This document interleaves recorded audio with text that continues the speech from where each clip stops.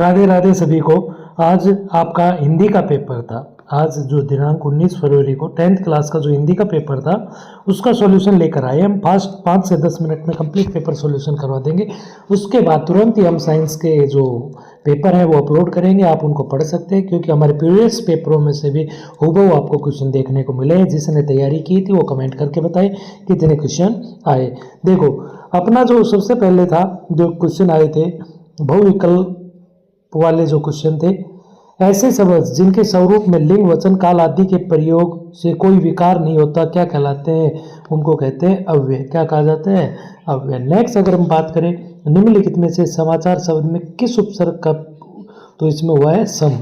तो उपसर्ग जो शब्द के आगे जुड़ते हैं। नेक्स्ट अगर हम बात करें मन्नू भंडारी का जन्म हुआ था, वो हुआ था भानपुरा में। The option. अकेले सफर का वक्त काटने के लिए नवाब साहब ने क्या खरीदे? खीरे खरीदे। नेक्स्ट है अपना नेताजी की मूर्ति किसकी बनी थी? वो बनी हुई थी संगमरमर की। गोपियों में हारील की लकड़ी किसे कहा है? कृष्ण को। ए ऑप्शन राइट हो जाएगा। नेक्स्ट अगर हम बात करें दंतुरित मुस्कान की मोहकता कब और बढ़ जाती है? जब उसके साथ नजरों का बागपन जुड़ जाता है। द ऑप्शन राइट हो जाएगा। नेक्स्ट अगर हम बात करें मुख गायक का स्वर कैसा है? चट्टान जैसा भारी। बाबूजी आटे की गोलियां बनाकर कहा ले जाते थे? मछलियों को खिलाने। सही ऑप्शन क्या हो जाएगा? राइट। नेक्स्ट अगर हम बात करें चोट लगने पर भोलाराम के गांव पर मैया ने क्या लगाया? क्या लगाया? पिसी हुई हल्दी। पिसी हुई हल्दी। द ऑप्शन राइट हो जाएगा। साना साना हाथ जोड़ी पाठ में भारत के किस राज्य की यात्रा का वर्णन है? तो वो है अपना सिक्किम का। इसी क्रम में अपन आगे चलते हैं। अज्ञे ने हिरोशिमा पर कविता लिखी, कब लिखी? भारत लौटकर। सही ऑप्शन राइट हो जाएगा। ये अपना फर्स्ट क्वेश्चन था। नेक्स्ट अगर हम बात करें तो अपने रिक्त स्थान वाले पर्सन है। तत्पुरुष समास के कितने भेद होते हैं? तो वो 6 भेद होते हैं। ठीक है। गणेश शब्द में कौन सी संधि है? तो वो अपनी गुण संधि है। ऐसे शब्द जो संज्ञा सर्वनाम की विशेषता बतलाते हैं उन्हें क्या कहा जाता है? विशेषण। जो शब्दांश किसी शब्द के बाद में लगकर नए अर्थ का बोध कराते हैं उन्हें क्या कहते हैं? प्रत्यय कहते हैं। ठीक है। पुरुषवाचक सर्वनाम के कितने प्रकार होते हैं? वो 3 प्रकार होते हैं। नेक्स्ट अगर हम बात करें जिस शब्द से किसी कार्य के करने या होने का बोध होता है उसे क्या कहा जाता है? उन्हें हम क्रिया कहते हैं। क्या कहते हैं? क्रिया। फिर अपना थर्ड क्वेश्चन था निम्नलिखित अपठित गद्यांश को पढ़कर नीचे दिए गए प्रश्नों को उत्तर अपने उत्तर पुस्तिका में दीजिए। देखो, वाणी व्यक्ति के व्यवहार की पहचान होती है। मधुर वाणी कोयल की चारित्रिक विशेषता होती है। कोयल की कर्कश बोली के कारण ही उसकी स्थिति कोयल से निम्न होती है। मीठी वाणी सभी को प्रिय होती है। किसी ने सच कहा है कि ऐसी वाणी बोलिए मन का आपा खोए, औरों को भी शीतल करे आपू शीतल होए।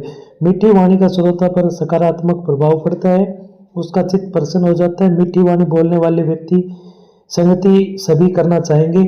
मधुर वाणी से शत्रु भी मित्र हो जाते हैं। ठीक इसके विपरीत कटु वचन से मन पर बुरा प्रभाव पड़ता है, श्रोता का मन खिन्न हो जाता है। कटु भाषी को जीवन व्यापार में कठिनाइयों का सामना करना पड़ सकता है। मीठी वाणी के संबंधों में घनिष्ठता आती है। कटु वाणी बोलने वाले से कोई भी मित्रता नहीं करना चाहेगा। देखो, नेक्स्ट इसके जो क्वेश्चन आए हैं, कोयल की चरित्रगत विशेषता है उसकी है मधुर वाणी या मीठी वाणी। कटुभाषी को जीवन में किसका सामना करना पड़ता है? कठिनाइयों को। किसका सामना करना पड़ता है? कठिनाइयों को। नेक्स्ट अगर हम बात करें मीठी वाणी का श्रोता पर कैसा प्रभाव पड़ता है? तो उसका सकारात्मक प्रभाव पड़ता है। ऑप्शन क्या हो जाएगा? राइट। उपयुक्त गद्यांश का उचित शीर्षक बताना है तो यहाँ पर हम बता सकते हैं मीठी वाणी का महत्व। ठीक है, या वाणी का महत्व। मीठी वाणी का महत्व या वाणी का महत्व। ठीक है। नेक्स्ट अगर हम बात करें मीठी वाणी का संबंधों पर क्या प्रभाव पड़ता है? तो मीठी वाणी है ना, वो मधुर और मजबूत बना देती है संबंधों को।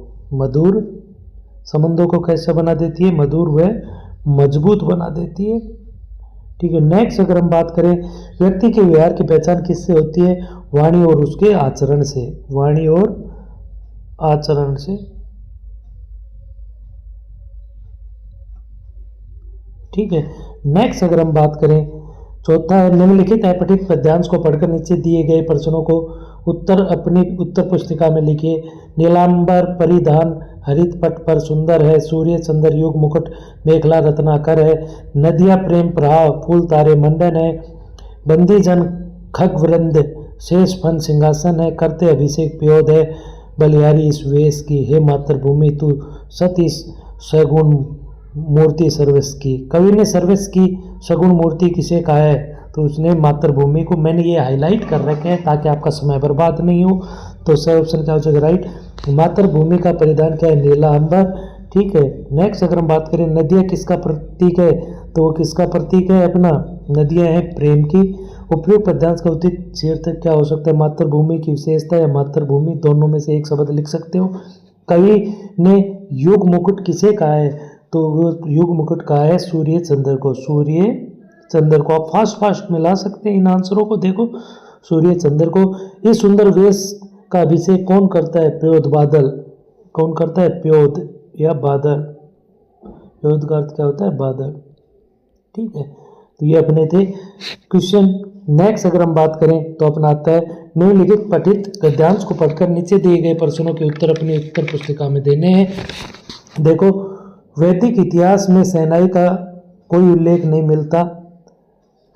इसे संगीत शास्त्र अंतर्गत सुशील वाद्यों में गिना जाता है। अरब देश में फूंककर बजाए जाने वाले वाद्य जिनमें नाड़ी नरकट का या रीढ़ होती है को नय बोलते हैं। शहनाई को शाहने अर्थात सुशील वाद्यों में शाह की उपाधि दी गई है।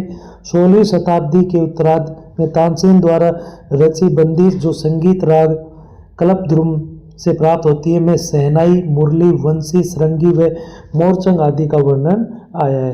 तो यहाँ से अपने ये क्वेश्चन है इनके आंसर देने हैं। नय किसे बोलते हैं, अरब देश में फूंक कर बजाए जाने वाले वाद्य जिनमें नाड़ी या नरकट होती है उन्हें क्या बोलते हैं, नय।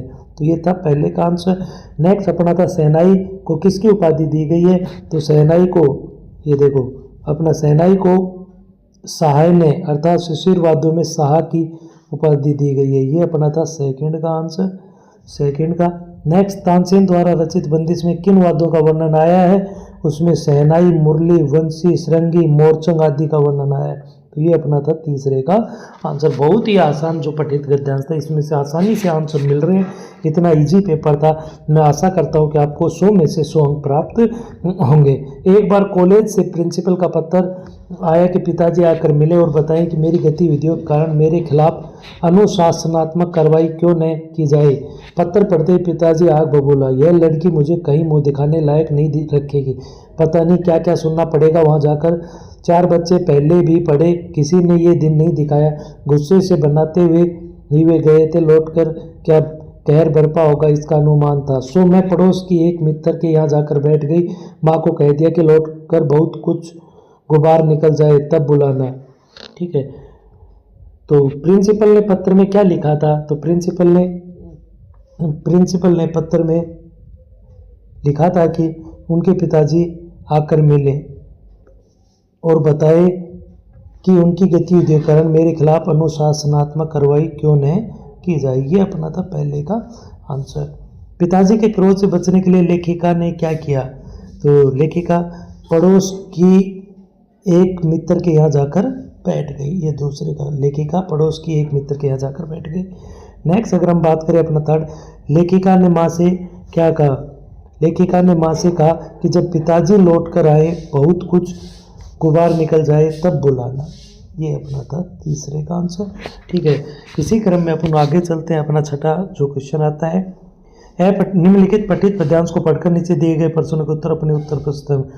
सुन है राम जयी शिवधन तोरा, सहस भाव समसो रिपु मोरा, सो बिलगाव बिहाई समाजा, न ते मारे जय ही सब राजा। सुनी मुनि बचन लखन मुस्काने, बोले परसु धरिए अवमाने, बहु धनु ही तोरी लड़काई, कबू न ऐसी रिस किन्हीं गोसाई। यही धनु पर ममता के ही हेतु, सुनी रिसाई कह भृगल केतु। शिव धनुष किसने तोड़ा था, तो भगवान श्री राम ने। किसने तोड़ा था, भगवान श्री राम ने। धनुष तोड़ने वाले को किसके समान बताया गया है, सहस्त्र भाव,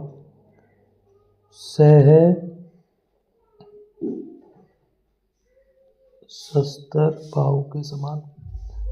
परशुराम को क्रोध क्यों आया, परशुराम को क्रोध शिव धनुष टूटने पर।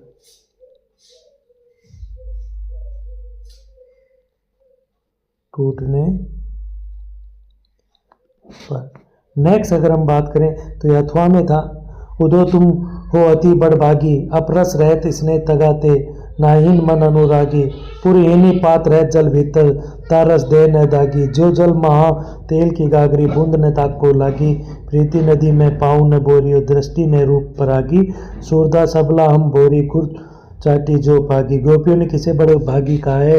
तो गोपियों ने उद्धव को कहा है। किसको कहा है? उद्धव को, उद्धव को कहा है। ठीक है। पुरैन पात कहाँ रहता है? जल के भीतर। कमल कहाँ रहता है? जल के भीतर। ठीक है। बोरी अबला किसे कहा गया है? स्वयं गोपियों को, स्वयं गोपियों को कहा गया। ठीक है। तो ये अपना पहले का हो गया, ये अपना दूसरे का हो गया, ये तीसरे का। नेक्स्ट अगर हम बात करें निम्नलिखित लघुतरात्मक प्रश्नों का उत्तर लगभग 40 शब्दों में लिखने। लेखिका के पिताजी की सबसे बड़ी दुर्बलता क्या थी? क्योंकि एक कहानी यह भी पाठ के आधार पर लिखना है, वो क्रोधी स्वभाव व शक्की मिजाज के थे। क्रोधी स्वभाव और शक्की मिजाज के थे। ये लाइन लिखी। वह